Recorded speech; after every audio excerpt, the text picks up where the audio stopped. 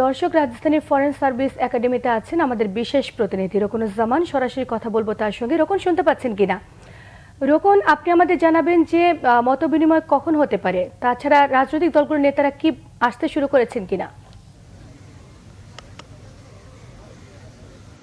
সোমা, আপনি জানেন যে আমি এখন যে ফরেন সার্ভিস একাডেমির সামনে দাঁড়িয়ে রয়েছে। এখানে আজকে আসলে জাতীয় ঐক্যমত্য কমিশনের সাথে যে রাজনৈতিক দলগুলোর আলোচনা হবে সেই আলোচনাটি শুরু হবে। আপনি জানেন যে এই আলোচনাটি শুরু হওয়ার কথা রয়েছে ৩টার সময়। এখন পর্যন্ত আসলে কোন রাজনৈতিক দল কারো কোনো প্রতিনিধি আসার সুযোগ হয়নি। সেটি হচ্ছে যে ৩টার আরও হয়তো আধা ঘন্টা পর থেকে আসা শুরু হবে। আপনি জানেন যে বিএনপির একটি প্রতিনিধি দল, বিএনপি মহাসচিব মির্জা ফখরুলের নেতৃত্বে আসবে।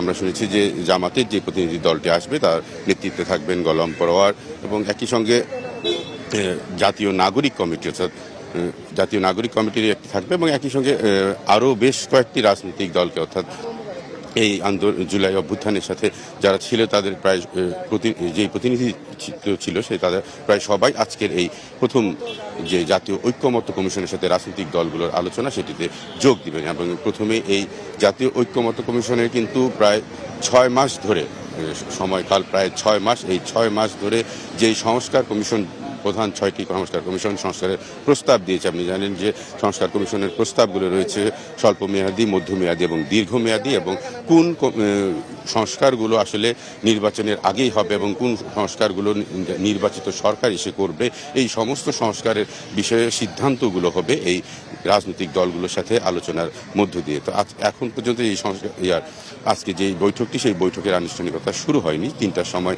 এই বৈঠক শুরু হবে, এবং আজকে এই সংস্কার কমিশনের যে প্রধান রয়েছে, অর্থাৎ অন্তর্বর্তীকালীন সরকারের প্রধান উপদেষ্টা অধ্যাপক ইউনূস, সেই অধ্যাপক ইউনূসের বক্তব্যের মধ্য দিয়ে সংস্কার কমিশনের কার্যক্রম শুরু হবে বলে আমরা সর্বশেষ জানতে পারছি। তবে এখন পর্যন্ত কোনো রাজনৈতিক দলের প্রতিনিধিরা ফরেন সার্ভিস কমিশন, অর্থাৎ এই বৈঠকের স্থলে এসে পৌঁছাননি। তো আশা করছি যে হয়তো আরও আধা ঘন্টা পর থেকে হয়তো তারা আসা শুরু করবেন।